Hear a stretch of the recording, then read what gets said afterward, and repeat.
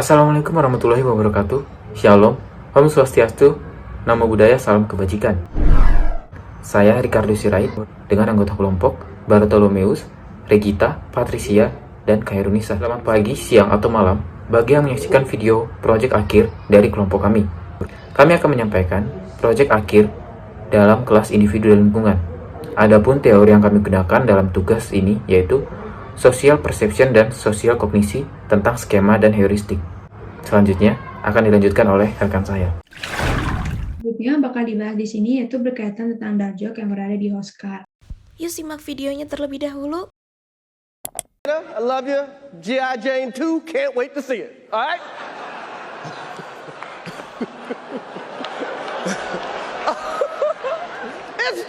that was a nice one. Okay. I'm out here. Uh-oh, Richard. Oh, wow. Wow. Will Smith just smacked the shit out of me. Ini kita udah lihat kan video Will Smith yang emang nampar Chris Rock di Oscar 2022. Di situ Will Smith nampar Chris Rock karena dia merasa tersinggung bahwa kondisi kepala istrinya botak itu dijadikan lelucon oleh Chris Rock. Nah dari itu dia menampar Chris Rock di Oscar tahun 2022. Nah yang dilakukan Chris Rock ini bisa disebut juga sebagai dark joke. Nah sedangkan dark joke juga bisa disebut sebagai satir. Satir merupakan sejenis lelucon yang memang dimaksudkan untuk mengejek kejahatan atau kesalahan manusia, seringkali dengan hiperbola, meremehkan, sarkasme, dan ironi. Nah, sebenarnya apakah dark joke itu merupakan hal yang biasa? Di tahun 2007, Ellen itu pernah membuat dark joke atau lelucon kepada Jennifer Hudson. Dan di 2014, Ellen juga membuat dark joke atau lelucon kepada Merly. Chris Rock juga sebenarnya di tahun 2016 dia pernah membuat dark joke atau lelucon kepada Will Smith. Tapi Will Smith tidak membuat hal yang gaduh atau melakukan hal yang tidak seharusnya dilakukan pada saat acara. Bisa dilihat nih di sini bahwa sebenarnya dark joke itu sudah menjadi hal yang lumrah untuk menghibur penonton yang berada di Oscar, dan tindakan Will Smith yang menampar Chris Rock ini bukan merupakan tindakan yang benar dengan menampar orang yang berada di halayak umum. Di sini kita tuh ingin menjelaskan terkait respon orang Indonesia yang sedikitnya membela Will Smith terkait tindakannya di Oscar 2022. Dan mengapa orang Indonesia itu mudah mengambil kesimpulan atau mudah terprovokasi terkait berita yang ada di internet. Penjelasan tersebut akan dijelaskan oleh teman saya. Saya akan menjelaskan mengenai skema dan heuristik dalam psikologi sosial. Yang pertama, apa itu heuristik? Heuristik merupakan aturan praktis sederhana yang sering digunakan untuk membuat kesimpulan dengan cepat dan dengan sedikit usaha. Heuristik dapat memiliki nilai positif dan juga negatif. Nilai positifnya adalah mempersingkat waktu kita untuk mendapatkan jawaban dengan cepat. Sedangkan hal negatifnya membuat kita menjadi pribadi yang mudah berburuk sangka dan dapat saja membuat kita salah dalam mengambil keputusan. Yang kedua, apa itu skema? Skema merupakan kerangka pikiran yang membantu kita mengorganisasi informasi sosial dan mempengaruhi bagaimana seorang individu memperhatikan informasi, mengingat, dan juga berpikir. Nah, untuk jenis-jenis dari heuristik sendiri, yang pertama ada availability. Availability ini melibatkan pengambilan keputusan berdasarkan dari kemudahan yang ada.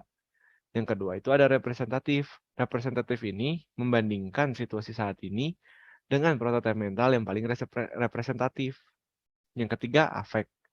Afek dipengaruhi oleh emosi yang dialami seseorang pada saat itu. Yang keempat ada anchoring. Anchoring itu dipengaruhi oleh informasi awal yang kita dengar dan juga kita pelajari. Nah, untuk jenis-jenis skema ada 3. Yang pertama ada person. Person ini asosiasi yang kita tanamkan mengenai karakteristik orang lain berdasarkan pengetahuan kita. Yang kedua ada tentang roles. Roles ini terjadi saat kita menghubungkan suatu kegiatan dengan orang yang spesifik. Yang ketiga itu event. Event itu terjadi saat kita berpikir bahwa suatu kejadian berhubungan dengan segalanya. Untuk person sendiri biasanya ketika kita menilai karakteristik orang lain. Yang kedua untuk roles itu menghubungkan suatu kegiatan dengan orang yang spesifik.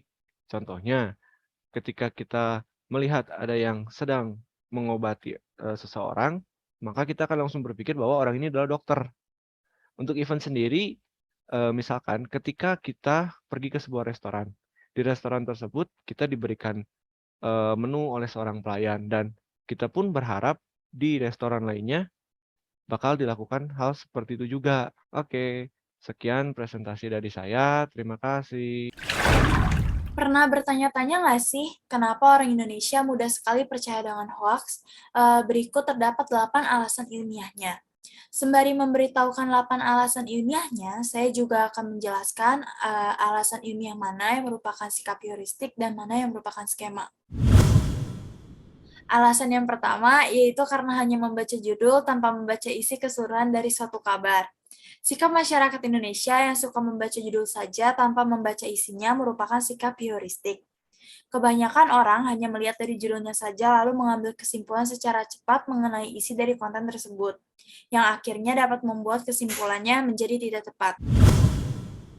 Alasan kedua yaitu hanya percaya pada sumber tertentu dan terlalu mengagungkan sumber tersebut. Alasan ini termasuk skema.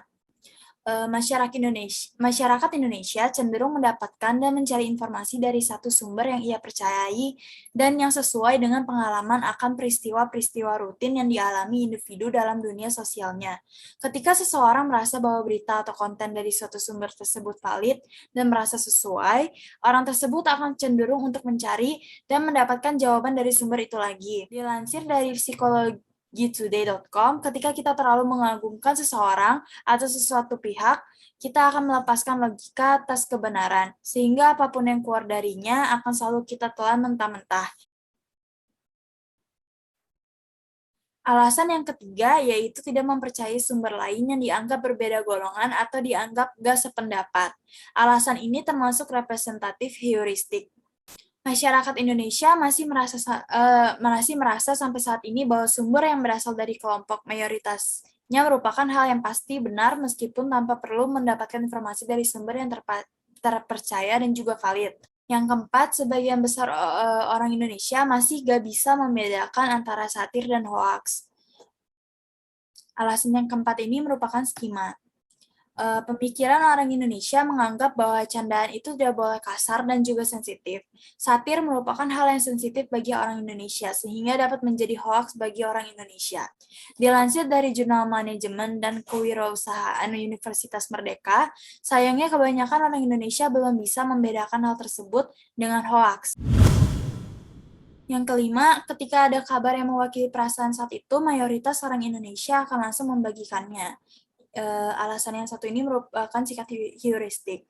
Sikap masyarakat Indonesia yang ketika merasa bahwa kabar yang beredar itu mengenai hal yang termasuk kasar dan sensitif, membuat orang Indonesia cenderung akan membagikan kabar tersebut, dan merasa bahwa orang lain harus mengetahui mengenai kabar tersebut. Alasan yang keenam adalah kebanyakan orang Indonesia membenarkan suatu kabar berdasarkan tingkat keseringan mereka melihat kabar itu lewat di lini masa media sosial. Alasan yang satu ini merupakan skema. Masyarakat Indonesia cenderung mendapatkan dan mencari informasi dari satu sumber yang ia percayai dan yang sesuai dengan pengalaman atau peristiwa-peristiwa rutin yang dialami individu dalam dunia sosialnya. Alasan yang ketujuh yaitu kebanyakan orang Indonesia merasa enggan untuk mencari kebenaran berita dan melakukan verifikasi ulang. Beberapa bahkan nggak tahu caranya. Alasan yang satu ini merupakan sikap heuristik. Rasa malas yang ada di masyarakat Indonesia cenderung memunculkan pemikiran heuristik. Orang Indonesia hanya mau melihat dan membaca secara singkat tanpa mengetahui dan bahkan mungkin melewatkan informasinya. Sifat kurang literasi yang banyak dialami oleh orang Indonesia yang menyebabkan hal tersebut muncul. Alasan yang kedelapan, sebuah ajakan semacam share sama dengan berpahala, like sama dengan amin, atau komentar sama dengan membantu. Sudah cukup membuat banyak orang Indonesia percaya dengan berita yang disebarkan. Sekian penjelasan 8 ilmiahnya. Sekian penjelasan dari kelompok kami. Mohon maaf bila banyak kesalahan dari kata ataupun kalimat, baik disengaja maupun tidak sengaja. Terima kasih.